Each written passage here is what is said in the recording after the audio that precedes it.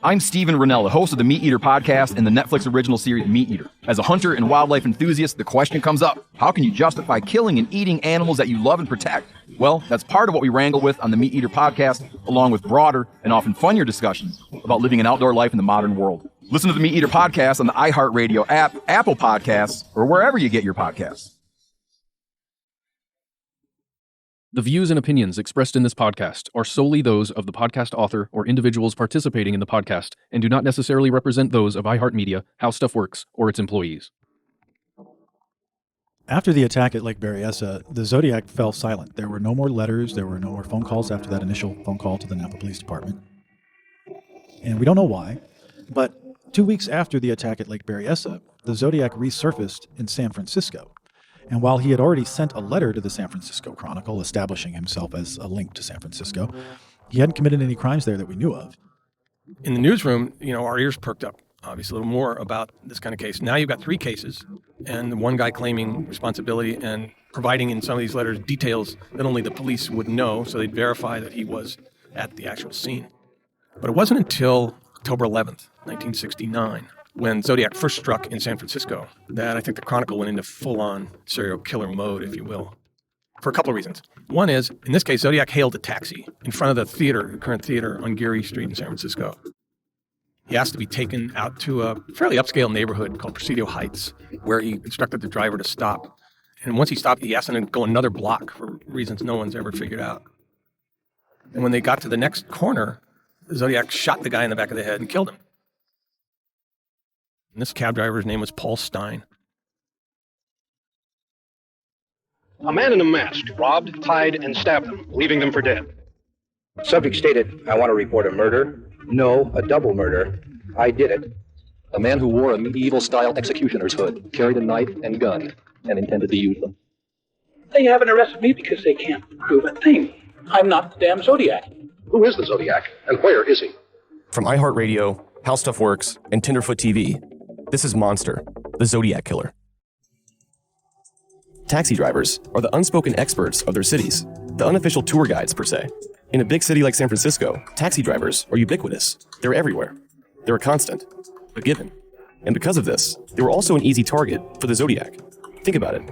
There are few people more trusting of strangers than a taxi driver. They pull over, pick you up, drop you off. Sometimes you never even see their face or exchange names. There's intimacy. Here you are, sharing this small place with a stranger. Do you really know who's in the car with you? The Zodiac didn't stalk his victims for weeks. He chose them at random because of their environment, their unawareness, and in some cases, their occupation. What's more frightening than someone who preys on the unexpected? San Francisco is directly linked to the Zodiac Killer. There's no escaping it, which is ironic because it's not where he started. He started in Vallejo and Benicia. This is Zodiac expert Michael Butterfield. And maybe that was something that he wanted. Maybe he lived in San Francisco. Maybe it was easier to write to the San Francisco Chronicle and make sure that he could read that newspaper than it was to drive all the way to wherever he had to go to get a Vallejo Times-Herald. I don't know. One thing that we know for sure is that the Zodiac wanted the attention that he wanted when he wanted it. And what he wanted in July of 1969 was for as many people to see this as possible, to get as much attention as possible, and to cement his image as a real threat. And it worked. And then after that, I think one of the things that he started to realize was, I'm going to do better if I keep going to the Chronicle than if I keep going to another newspaper. And there's some evidence that the Vallejo Times-Herald was not as willing to keep playing this game with him. Maybe he sensed that. Maybe when he was looking at their coverage, he didn't like what he saw. So after that, he started focusing on the San Francisco Chronicle, and they were happy to play along. Well, the key papers in San Francisco were the Chronicle and the Examiner. They were very different. At the end of the day, the Examiner was a kind of symbolic power, but it was losing its circulation war with the San Francisco Chronicle. Here's Peter Richardson, historian and lecturer at San Francisco State University. The Chronicle was never a great paper journalistically, but they had some very interesting columnists. It was kind of a fun read for that reason. But the city had never really distinguished itself journalistically. It didn't have a paper during this time like the Los Angeles Times, much less the Washington Post or the New York Times. They were widely read, but they were not any great shakes. Despite this, the San Francisco Chronicle had the highest readership in the Bay Area. And Peter Richardson says that this was the only thing that mattered to the Zodiac. The psychotic killer has already murdered 5. 1 at a lover's lane near a lake just north of San Francisco. 3 others in nearby Vallejo. The latest, a taxi driver in San Francisco. He apparently was in the area of Mason and Geary in San Francisco and hailed a cab. And that cab was being driven by Paul Stein, who was a student and a husband. The plan was to direct Paul Stine to the intersection of Washington and Maple, which was in an upscale neighborhood of San Francisco known as Presidio Heights. So, from what we know, Paul Stine took the passenger to that location.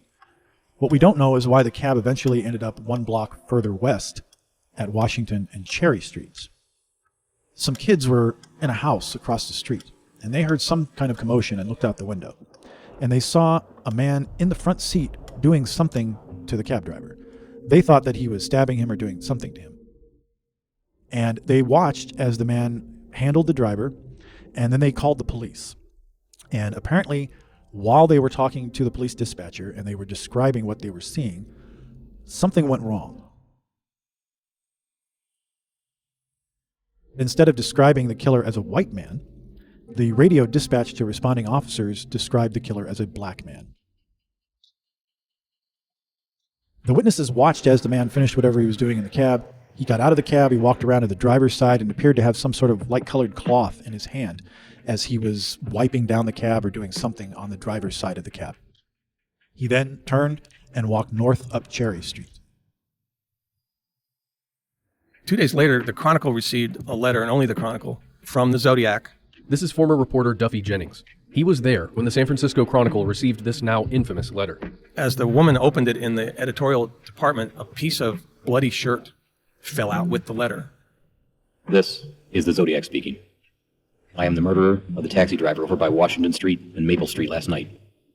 To prove this, here is a bloodstained piece of his shirt. I am the same man who did in the people in the North Bay area. So they knew that this was Paul Stine's killer. And now he's, again, taunting police to catch him. And the fear factor went way up. That now he's in San Francisco. Captain Lee, at this particular time, is satisfied that the individual who sent this piece of shirt in and the letter to the Chronicle was in fact connected with is the person who killed the cab driver. Let me put it that way. Based on what? The contents of the letters, and the language of the letters, in other cases are very similar to the language and the form of the letters in this particular case. And because of the fact that the shirt matches the shirt as I understand it, we would have to assume that there is validity to the claim of this individual. That was San Francisco Police Chief Thomas Cahill. The SFPD confirmed the killer was in fact the Zodiac. They knew this because the striped cloth found in the letter matched the striped shirt Paul Stine was wearing. And when investigators checked Paul Stine's shirt, they found that a rectangular portion was missing. With the San Francisco Police Department involved, this crime now crossed over multiple cities and jurisdictions. And those individual departments weren't necessarily working together. In Napa, where the last murder occurred at Lake Berryessa, sheriffs had made their own assessment of the murder in San Francisco. Well, preliminary tests of certain evidence, such as fingerprints and handwriting, have been made to where we are certain that the man that we're looking for is the same man responsible for the killing of the cab driver in San Francisco, plus the shooting deaths in Solano County in Vallejo. Well, Sheriff, what type of person is this man? Well, we have reason to believe that he's a maniac. However, he is a cunning man. He knows just exactly what moves he's going to make. He knows where he's going to be from 1 minute to the next. He knows where he's going to start and when he's going to end. He plans these things out, and he knows just exactly how this thing is going to turn out. We think it appears to us that he is killing just for the thrill of killing. So how did the killer avoid the police in Presidio Heights? In the bloody shirt letter, the Zodiac gave his own account of what happened that night. The San Francisco police could have caught me last night if they had searched the park properly, instead of holding road races with their motorcycles, seeing who could make the most noise. The car drivers should have just parked their cars and sat there quietly, waiting for me to come out of cover. But there was more. In another letter, sent just a few weeks later, Zodiac gave even more details about what happened after Paul Stine's murder. If you wonder why I was wiping the cab down, I was leaving fake clues for the police to run all over town with. As one might say, I gave the cops some busy work to do to keep them happy. I enjoy needling the blue pigs. Hey, blue pig, I was in the park. You were using fire trucks to mask the sound of your cruising prowl cars. The dogs never came within 2 blocks of me, and they were to the west. And there was only 2 groups of parking, about 10 minutes apart, and then the motorcycles went by, about 150 feet away, going from south to northwest. P.S. 2 cops pulled a goof about 3 minutes after I left the cab. I was walking down the hill to the park when this cop car pulled up, and one of them called me over and asked if I saw anyone acting suspicious or strange in the last 5 to 10 minutes. And I said yes, There was this man who was running by waving a gun, and the cops peeled rubber and went around the corner as I directed them, and I disappeared into the park a block and a half away, never to be seen again.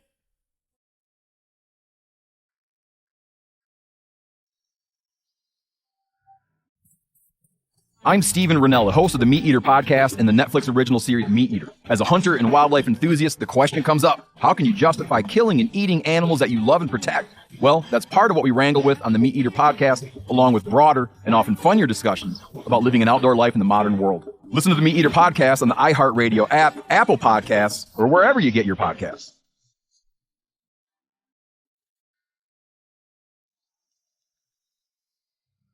Paul Stine, unlike the other victims, became a victim because of his job. That seems very unfair to me, and I know that's an odd way to describe it, but he didn't have a chance. He had no idea. He was just doing what he thought he was supposed to do. He thought he would take this person where he wants to go and go on his way. He didn't know that the passenger he picked up had other plans. This is Michael Butterfield again.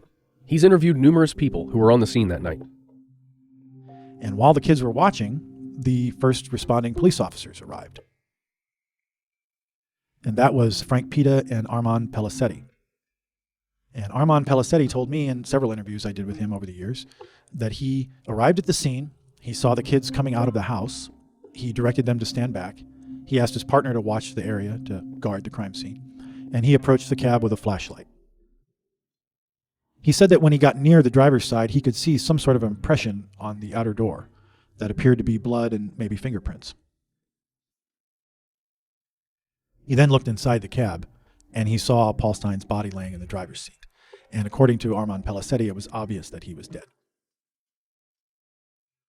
Pellicetti then walked north on Cherry Street in pursuit of the killer.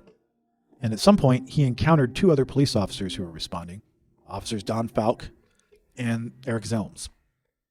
At some point, the description of the killer was corrected to that of a white man. According to the new witness description, the killer was a white male in his early 40s. He was about 5'8", with a heavy build. He had reddish blonde hair, a crew cut, and he wore eyeglasses and a dark parka jacket. And when that happened, apparently Don Falk realized that that was a man that they had driven past on their way to the crime scene. So Falk and his partner turned around and went back and went looking for the killer. They did not find him. Pellicetti kept walking and didn't see anything. By that time, then the fire department and other investigators were arriving. They did find some fingerprints in that area where Armand Pellicetti thought he had seen some fingerprints. And those prints were found in the exact area where the killer was last seen making contact with the cab. According to the witnesses, no one touched that cab in between the time that the killer walked away and Armand Pellicetti arrived. So that's a strong indication that those fingerprints did belong to the killer.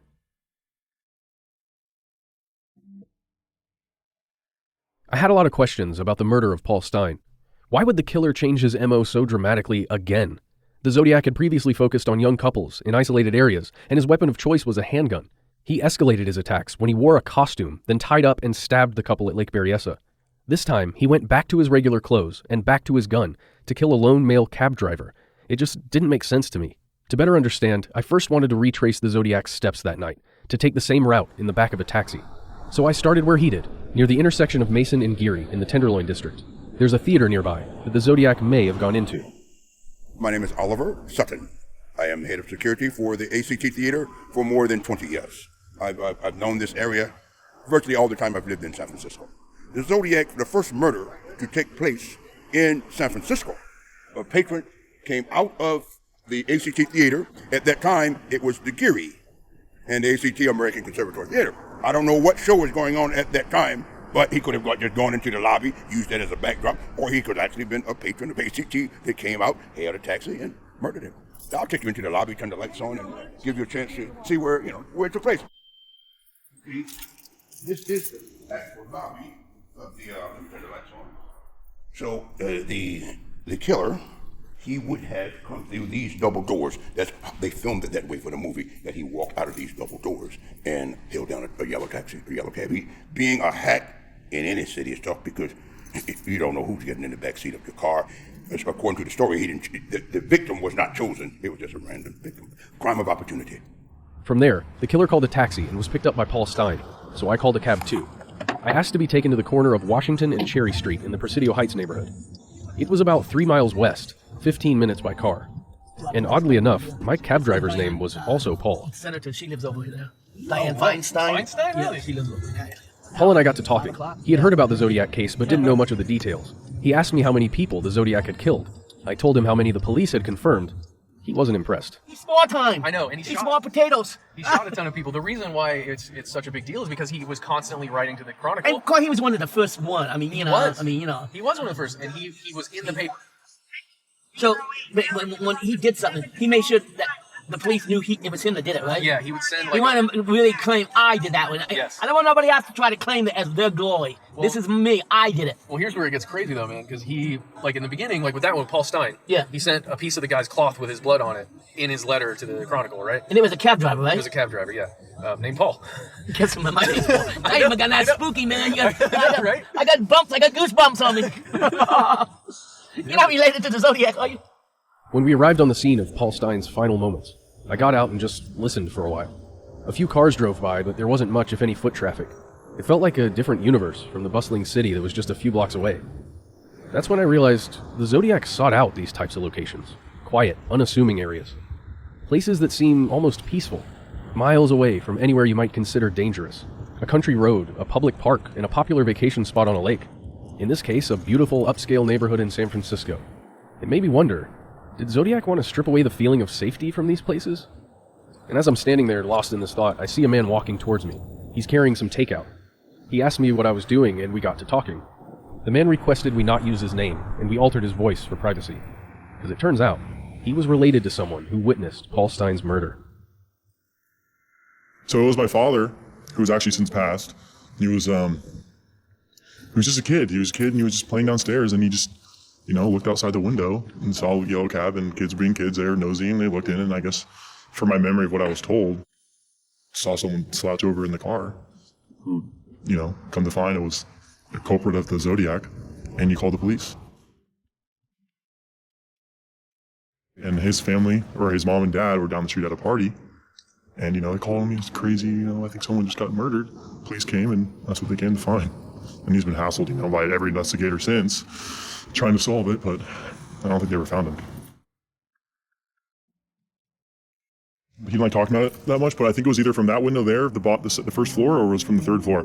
Pretty sure it was from the first floor, but I think he did feel some sort of weight of responsibility of, give accurate information to help solve this crime. He was young, I think he was only 12.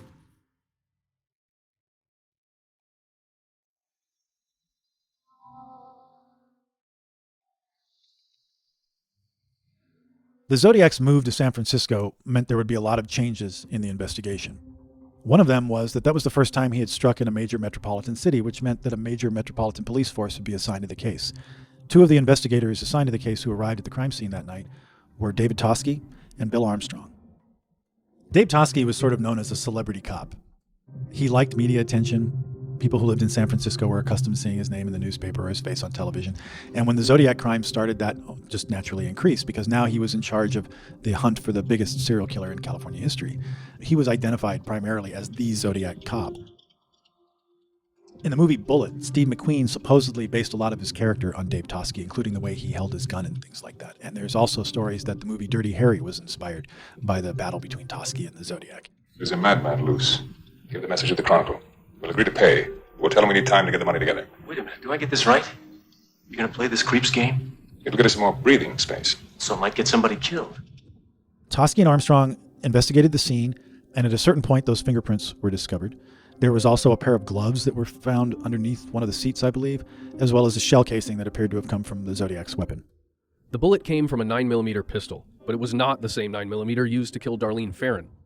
Toschi and Armstrong would also discover that the gloves belonged to a previous customer of Paul Stein. All of this evidence was gathered, the witness statements were taken, and a composite sketch of the killer was drawn up with the assistance of these witnesses. Toschi and Armstrong at the time thought that they were investigating what you might call a routine robbery. It was not unusual for cab drivers to be robbed or even shot in San Francisco. So when they were investigating those first 2 days, they thought they were looking for a career criminal, somebody with a record who probably committed this kind of crime before, and someone who could be readily identified by searching through the pool of usual suspects. They had no idea that in 2 days, the San Francisco Chronicle would receive a letter from the Zodiac taking responsibility for the murder of Paul Stein, which also included a piece of Paul Stein's shirt to remove any and all doubt that he was actually responsible. Since the release of the latest letter yesterday, our office has received additional phone calls from persons in the Bay Area who feel that they can be helpful in the apprehension of the Zodiac suspect. This is Inspector David Toski speaking with KPIX News in 1969. My partner, Inspector Armstrong, and I, who are handling the case, have received several phone calls this morning and this afternoon on various informants who have given us some information as to names, addresses, and locations that we have checked out and are checking out at the present time. It's generally stirred up quite a bit of interest. This, of course, changed the entire investigation. Toski and Armstrong thought it was a simple crime, and now they were involved in what was possibly the most explosive manhunt in California history. So obviously, moving to San Francisco, changing his victim preference, acting out in a much different kind of crime, sending scraps of victims' clothing in the mail, this was all a new level, a next step for the Zodiac. It was much more terrifying than where he was before. But also, it sort of began this feud between the San Francisco Police Department and the Zodiac. Part of that seems to have come from the fact that the Zodiac did escape the police that night, and if he did remain in the area and watch them searching for him and watching them fail, that must have done a lot for his ego. He must have felt very powerful. He must have felt invincible. But this was just the beginning of the San Francisco chapter. In the last part of the Bloody Shirt letter, Zodiac had one more threat. School children make nice targets.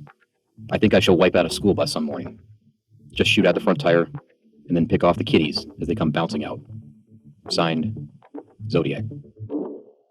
School children are nice targets. I shall wipe out a school bus some morning, shoot out the tires, and then pick off the kiddies as they come bounding out. That was the threat of the Zodiac killer. Now, every day, police cars follow the buses which would be likely targets. Officers armed with shotguns take the threat seriously. I think that was the thing that ratcheted up the paranoia and the fear around this Zodiac guy, who by now was, a mythical figure of a hulking guy walking around the streets who could not just kill a couple kids at a lover's lane, but anybody could be the next victim.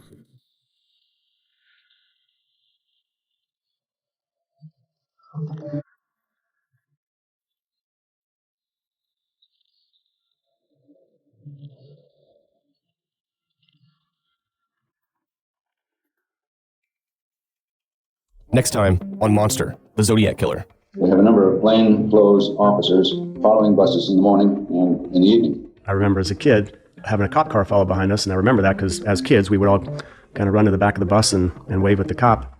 The media frenzy that resulted, predictable as it was a huge part of the story itself. So in some ways we start to see the media become a player in the stories that they're covering. It was just a sense of not knowing what would happen next, especially after these letters start coming, threatening to sort of escalate the violence, and people not knowing whether that was serious or not. You're not afraid? No, I'm not. No, not too afraid. That wasn't enough for him. Then he moved on to the next level, where he started threatening to blow up a school bus full of children. The death machine is already made. Monster, the Zodiac Killer, is a 15-episode podcast produced by iHeartRadio, How Stuff Works, and Tenderfoot TV. Donald Albright and I are executive producers on behalf of Tenderfoot TV, alongside producers Meredith Stedman, Mason Lindsay, and Christina Dana. Jason Hoke is executive producer on behalf of How Stuff Works, along with producers Trevor Young, Miranda Hawkins, Ben Kubrick, and Josh Thane. Scott Benjamin provides additional voice talent. Matt Frederick is our host. Original music is by Makeup and Vanity Set. If you haven't already, make sure to check out the first season of Monster, called Atlanta Monster, about the Atlanta child murders from the late 70s to the early 80s. Download the 10-episode season right now. Have questions or comments? Email us at monster@howstuffworks.com, or you can call us at 1-833-285-6667. Thanks for listening.